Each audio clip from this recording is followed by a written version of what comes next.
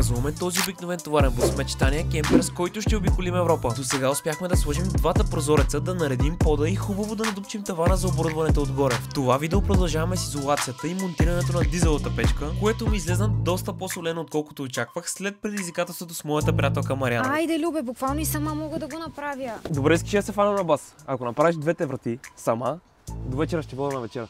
Добре, но за да го направим по-интересно, ако аз печеля, ще избера най-странното нещо в менюто. Ако аз печеля, аз ще го избера. Окей. Останете до края, за да видите кой победи и какво си поръчахме, а може да ни оставите по един коментар да ни кажете в колко различни сезона според вас е снимано това видео. Първата стъпка е звукоизолацията. Хвърляме едно око на опътването, но то на това има ли какво да му объркаш? Ще използваме 20 листа от специална звукоизолация за коли и въпреки, че няма да слагаме бас каса, ще ни свърши доста добра работа. Преди да започнем, Мариана хубаво минава с парцала, за да сме сигурни, че ще се залепи. И така слагаме първите два листа. Бомба. Давай, лепи. Браво на нас, остава ни само още целия бус. Добре, че си имах топ помощник, с който го опаткахме за 0 време. За да и се реванширам за почистването, направих останалата част от стените и оставих на нея само задните врати. Тогава все още не знаех, но по-късно ще й възложа същата задача за предизвикателството. Зад тези кори беше доста гадно и направо минах с парцала, за да няма мъча нея. Тя се справи перфектно с тях и така успяхме да превърнем това в това.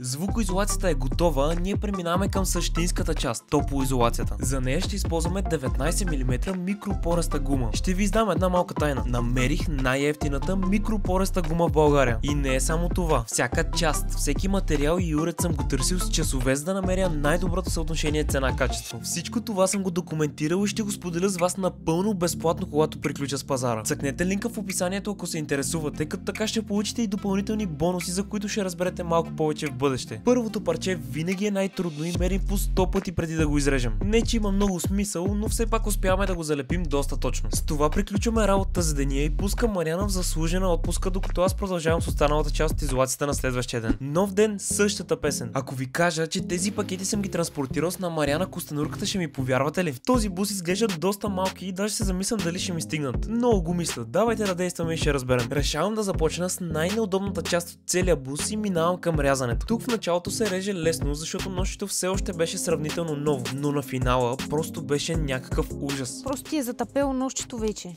Успявам някакси да се напъхам в това малко пространство и вместо да отрежа ново парче, сметнах, че ще бъде по-добре да продължа с по-големите панели, а за там да използвам някое парче, което ще остане по-нататък. Колко съм ефикасен само. Толкова, че за милиметри съм се стиснал тук и е останало едно бяло петно между двете парчета. Нищо, тази част и без това после ще я минаваме с лента. Може би се чудите защо от всички възможни изолации избрахме точно тази микропореста гума. Лесен отговор на този въпрос няма. Честно казано, я избрахме заради лесното монтиране. Монтиране, поставяне, все тая. Тя е самозалепваща се, така че не се налагат допълнителни лепила или спрейове. Точно това се старахме да избегнем, защото вече не е писнало с нещата, които трябваше да лепим до сега с силикон. Тази гума също така и обира повечето вибрации и се надяваме да няма много тропане, скърцане и така нататък, докато пътуваме. Искаме да ни се чуват само чиниите по шкафовете. Като цяло има и доста други варианти. Например, може целият бус да го изпръскате с пяна, което си е доста добро решение, но пък прави всичко мазало. Някои използват и стереопор или вата. Ние ватата ще използваме в кухините, в повечето от които ще напъхаме кабели и тук там маркучи. Успях да завърша стабилна част от буса само за ден, като ми останаха само задните врати и няколко парчета около калниците, но тях по-късно. Вече зимата сериозно си наближаваше и трябваше някакси да се отопляваме докато работим вътре. За тази цел ще слагаме дизела печка.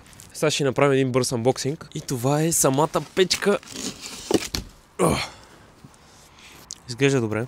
Дано да ни грее стабилно. Почиваш малко. Това е помпата. А докато сложим тази печка, За да ни грее вътре, ще се греем с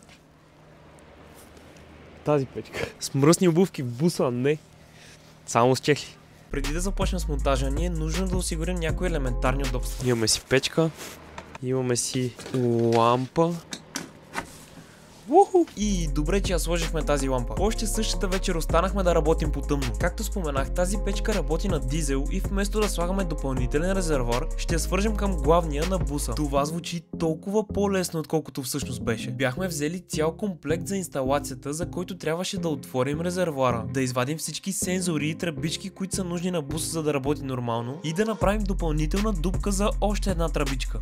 Но като стигнахме до него, осъзнахме, че за тази тръбичка няма място от всичките други, които вече са свързани. Поредният проблем, който изисква креативно решение. След като го помислихме, и под помислихме имам предвид много чудане и викане, се усетихме, че една от тръбичките най-вероятно е само за въздух. С други думи, оттам излиза въздуха, когато зареждаме на бензиностанцията.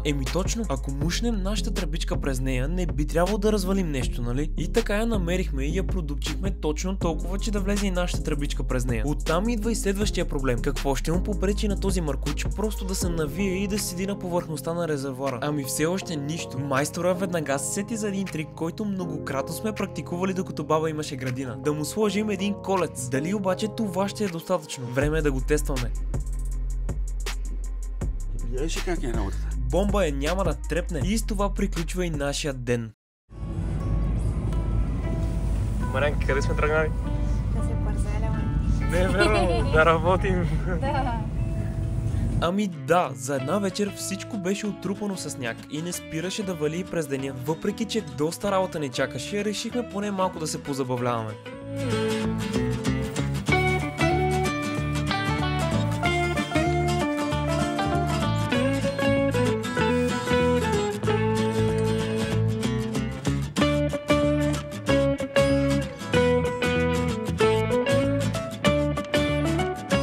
Как ще го кръстиш?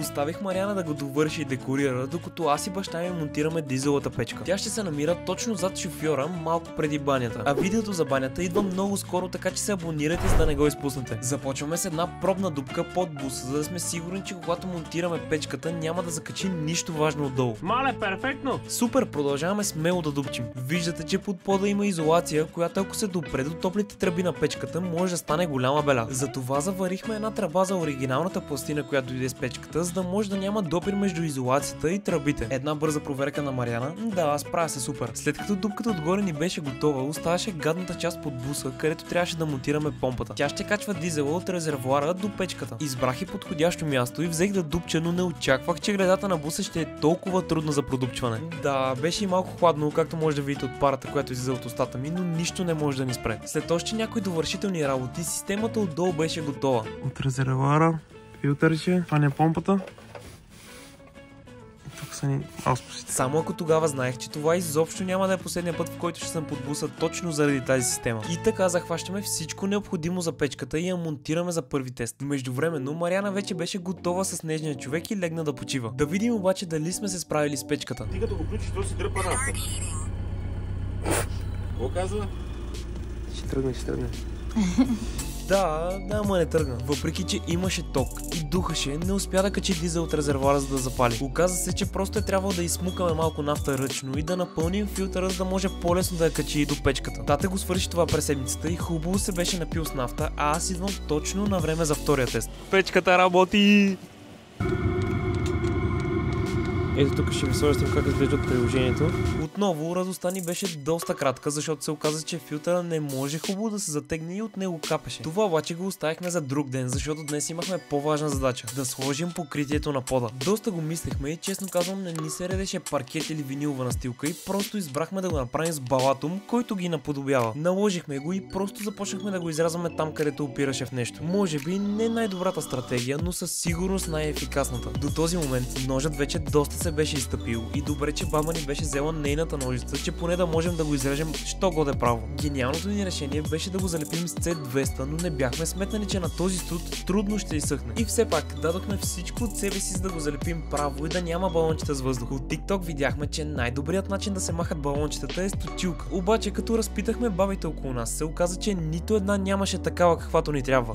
Какви модерни баби явно са се подпуснали и вече не правят баници и питки. Жалко. Продължих на ръка с кърпата работа, но това направо ми взе душата. Накрая вече едвам си движих ръцете. Стига толкова за днес. Остава ни само още един ден работа, за да довършим изолацията и печката. Накрая на него ще разберем и кой печели предизвикателството. Марианке, я ми дай другото руло, дето остана.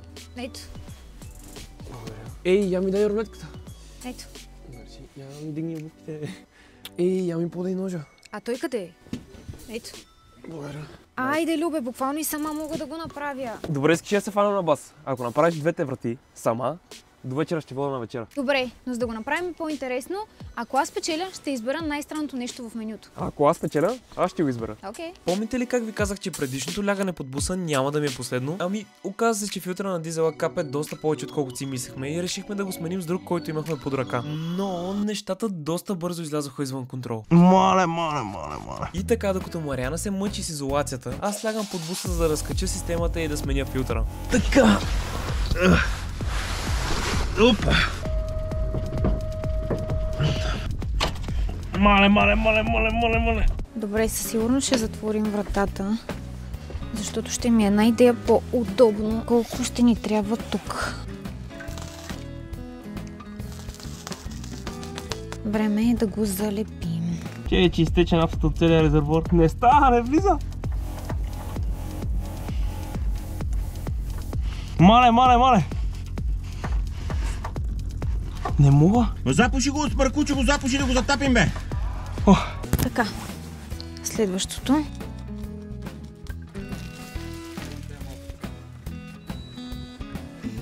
Идеално. Кара ли му предварително скобата? Не. Влезна ли? Не, най-пусна. Отече ли през силко? Да, другата не съм изкарал. Как не си изкарал, бе?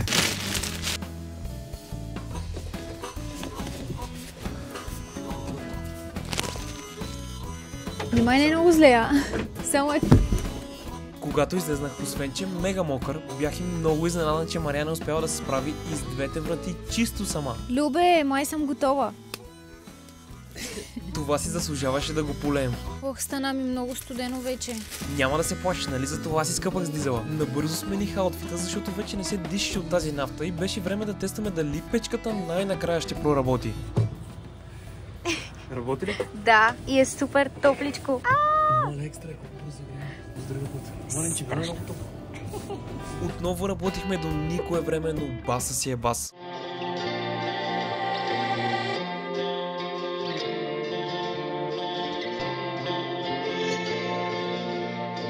Не знам дали забелязахте, но в началото на този проект бях с брекети. Да, по-бързо ги свалих, отколкото да направим буса, но няма значение. От тогава спрея за уста брута ми е постоянно в джоба и го използвам ежедневно. Освен че премахва лошия дъх, той дезинфекцира и защитава устната кухина, като допълнително подпомага за стягането на венците. Сигурен съм, че са ви правили чай от поне една от тези 5 натурални билки и за разлика от баба, която слагаше 1 тон мед в моя чай, този спрей няма никаква добавена захар. Ако това не е достатъчно, има и сертификат за 96,7% органичен продукт. Наистина революционен продукт на българския пазар и с две ръце го препоръчам на всеки за дълготрайна свежест в устата. От просто освежител се превърна в най-добрия приятел на устата ми, от което най-доволна определено е Мариана.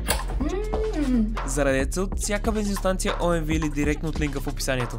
Сега се насочваме към ресторанта, за да видим какво ще бъде най-странното нещо от менюто, което Мариана ще ми избере. Какво да ти избера? Водораст. Би ли се навил да пробваш водораст? Бенто бокс с якитори, суши дог с кариди, а и водорастите, да. Маренки, ти какво ще хапваш? Ето това прекрасно нещо. А ти? Не мога да кажа, че съм много развълнуван да го пробвам. Водорасти, човек. Ау, буквално виж на морето, на дъното на морето. Добре, една голема хапка. Добре. За шампиона. Добре. Хубави ли са? Имат вкусна вътрешността на риба. Буквално. Много ти благодаря. Много е странно, че да проша. Да. Не знам. Има някакви зелени гадости. Нормално водораска. Тук печелиш. Какво ще опиташ сега? Ами, пак не е нещо, което бих избрал аз. Това е суши дог. Ти трябва да кажеш. Хот дог от суши. Суши догът не беше най-лошото нещо, което съм опитвал, но след водораслите определено имах нужда от освежаване. За да ми натрия носа, Мариана даже си поръча и десерт, който очевидно доста й хареса. Покрай мен тя се зарби по спрея на Брута и не пропуска след хранене. Благодарим на Брута за подкрепата, а вие харесайте видеото и се абонирайте с камбанката, за да не изпуснете следващото видео от поредицата.